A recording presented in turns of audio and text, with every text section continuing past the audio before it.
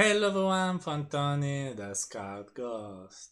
The runtime number 34 for the Oculus Quest 2 has started rolling out to its users. Luckily, I've already received it on my device and I was very curious to try the new feature of the Guardian called Space Sense that according to the documentation should make me see the objects and people entering inside my surroundings, so when I'm in VR, I'm aware of what I have around me, and I don't risk punching people or animals or furniture that are around me or that enter in my play area. So I've tried it, so let me show you first of all how to activate it and then how it is inside and what are my impressions about it. Here we are inside my Oculus Quest 2. And now I want to activate the new Space Sense functionality. So I go to the settings, so quick settings, settings. And in the settings, I go down. First of all, I verify in the About section that I'm runtime number 34 or higher. If the runtime version is lower, check if you have updates available up here. If there are no updates available, you still not have runtime number 34, is because you have to wait for its rollout. Because Oculus, Facebook, Meta, however you want to call it, doesn't deliver the updates to everyone at the same time. Just gives to different people at different times to check if there are bugs, they can fix it before the rollout to everyone. So maybe you have not received this version yet and it will arrive in the next days. So if you have version number 34 like me, you can go to experimental features and go down to Space Sense. You click on the arrow here and you activate Space Sense here. So it's very easy. It asks for a confirmation and it says that if activated, you see the lines of the edges of the objects that are up to 9 feet away from you and are in front of you, of course. So let's enable it. And now in the video, you don't see what I'm seeing because I'm starting seeing the edges of my surroundings. So let me switch to side quest streaming and show you how is this Space Sense. So here you can see what I see inside my device. Some lines, colored lines where there are objects around me.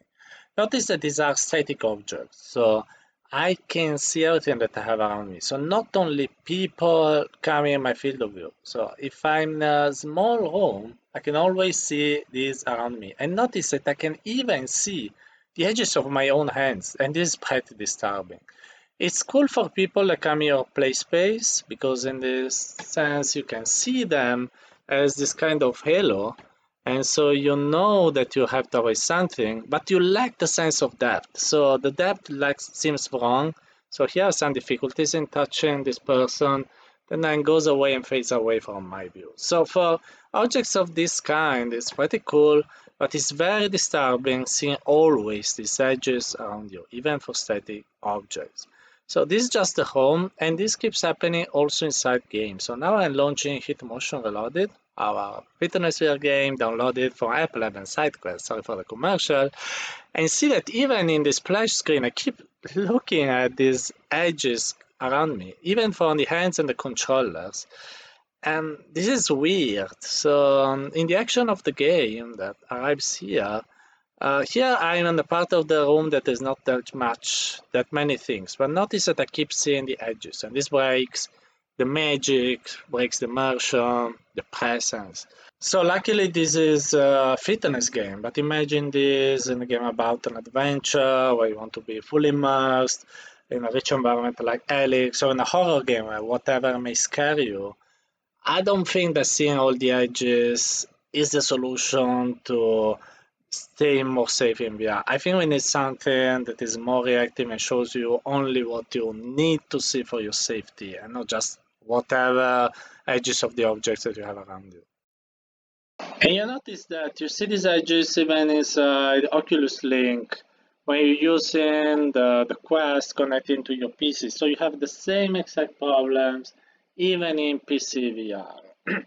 Just one last notice is that the system actually tries to understand when to remove something. Notice that it tries actually to cancel everything that is around my hand because it doesn't want that I see the edges of the controller. So sometimes it is able actually to mask the hands or mask things that are not relevant, but most of the time it is really annoying, especially because I move with my hand, with my head, and so I see edges appearing and disappearing around me. So again, there's something to be fixed, and also in PCVR you have the same problems that you have on the standalone Quest.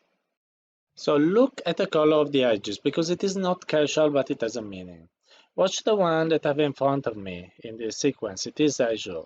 The more I get closer to it, it begins violet, then pink, and when I will have my head really close to it, it will become red. So it is like a map of danger. Blue is safe, red is danger, with various colors in between.